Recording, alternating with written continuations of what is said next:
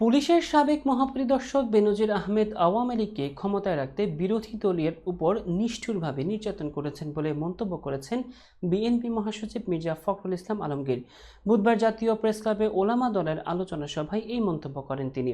মির্জা ফখরুল বলেন, যখন সাবেক পুলিশ প্রধান বেনজিরের দুর্নীতির খবর বের হচ্ছে তখন বেনজির আওয়ামী লীগের কেউ নন, ওবায়দুল কাদেরের এমন বক্তব্য গ্রহণযোগ্য নয়।